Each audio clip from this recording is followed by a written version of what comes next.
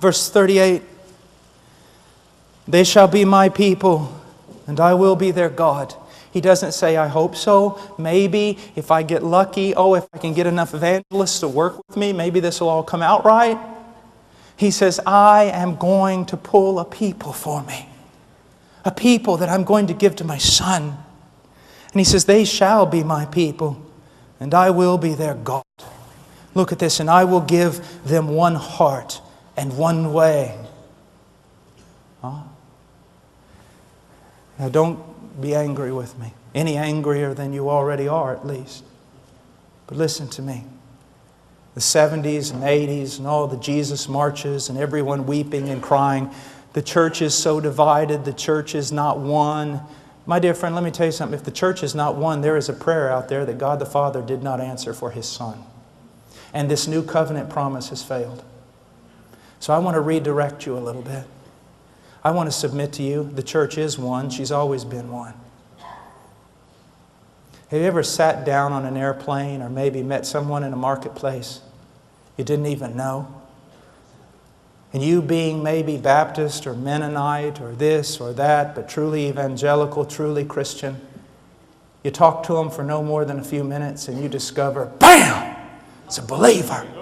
This is a live one. And at that moment, you'd give your life for them. You'd give your life for them. I remember one time we were in Departamento Amazonas in Peru, and it was during the time of the Sendero Luminoso and the civil war that was going on there. We rode 22 hours up in the back of a grain truck under a black tarp, and at about midnight, we pulled the tarp off, the truck stopped, and we jumped off into the jungle. We stayed the night just at the edge of the jungle and made our ways up to a place called Ingenio in Tambolic. About halfway up, we got lost in the dark the next day. So we were praying, me and my dear friend Paco, we were praying, "Oh God, give us some direction. We're lost. We don't, if we're found in here, the terrorists owned the place, the military wouldn't even go in." And we cried out, "Oh God, give us some direction. Help us." We heard a bell. Then we heard somebody talking. It was a strange conversation at first, we thought. But then we realized it was a little boy coming in from the fields with his burro, and he was talking to his burro. And so we got behind him and we followed, and then we stood on the edge of the town, little village, huts, adobe homes. And I said, "Paco," I said, "you know, if the terrorists own this thing, we're dead."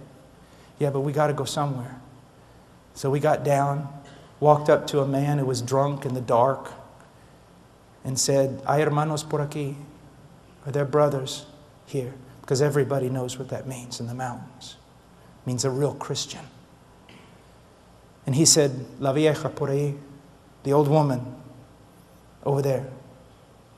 And so I went over there. It was an old Nazarene woman. And I knocked on the door. I said, "I am an evangelical pastor. Please help me." And that old woman reached out with that lantern. She grabbed me.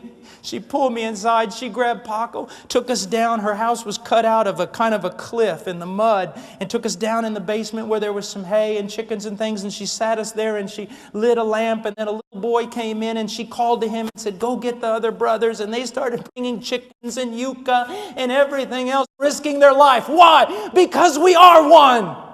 Stop saying all these silly things that you're saying, that the body of Christ is divided and it's a mess and it's full of sin. I would not talk about the bride of Christ that way if I was you. What you've got is a bunch of goats and tares among the sheep. And because very little biblical, compassionate church discipline is practiced, they live among the sheep, they feed on the sheep, and they destroy the sheep. And those of you who are leaders in the church are going to pay a high penalty when you stand before the one who loves them. Because you did not have enough courage to stand up and confront the wicked. As a matter of fact, listen to me. The average scenario in North America with regard to churches, by and large, the churches are democracies, and I don't want to get into the ifs or pros or cons of that. But here's what happens. Because the preaching of the gospel is so low, the church is basically, the majority of it are carnal, lost people. And because it is a democracy, they by and large govern the direction of the church. And because the pastor doesn't want to lose the great number of people, and because he has wrong ideas regarding evangelism and true conversion, he caters to the wicked in his church. And his little group of true sheep that belong to Jesus Christ are sitting there in the midst of all the theater, in the midst of all the worldliness, in the midst of all the multimedia going, we just want to worship Jesus and we just want someone to teach us the Bible. And pastors are going to pay for that.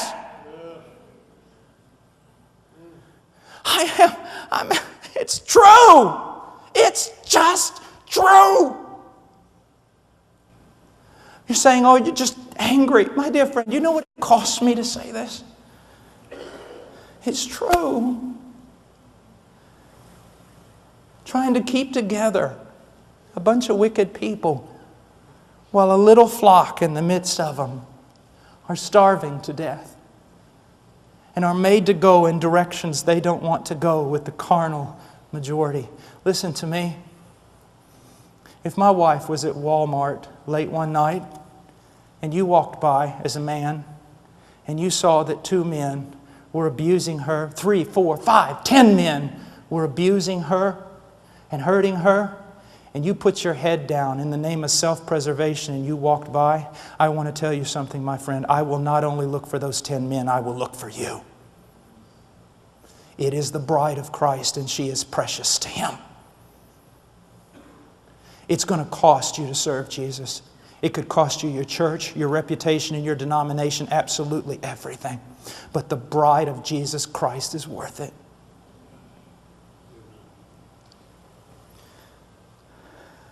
And look what it says. I love this.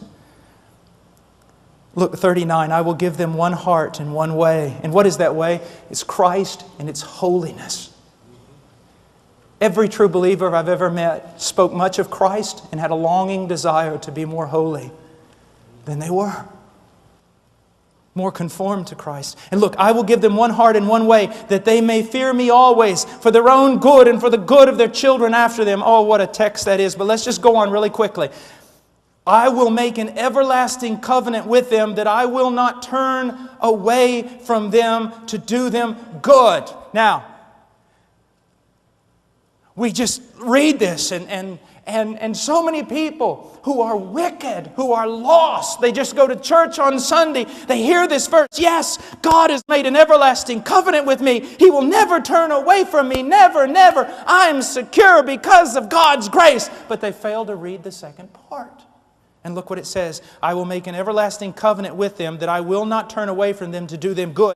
And I will put the fear of me in their hearts so that they will not turn away from me. The evidence that God's made an everlasting covenant with you, sir, is that He's put the fear of God in you so that you will not turn away from Him. And if you turn away from Him and He does not discipline you and you continue turning away from Him, it is evidence that He has not put His fear in you. You have not been regenerated and you have no covenant with God at all.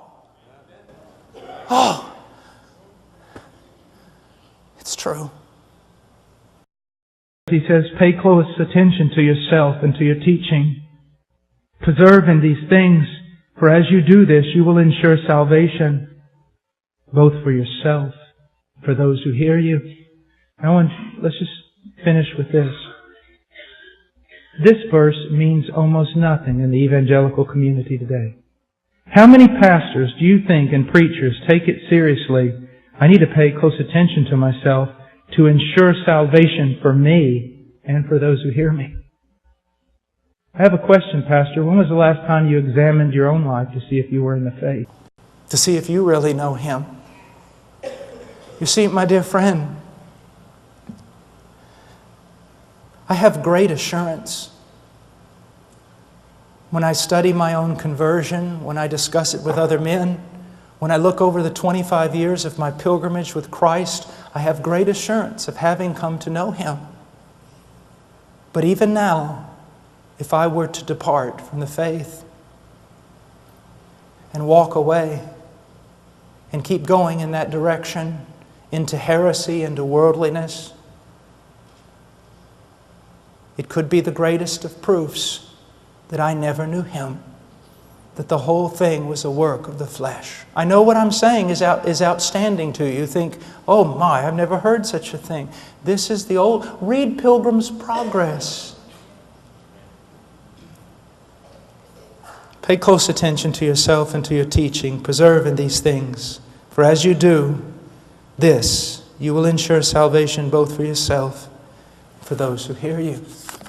May God bless His church.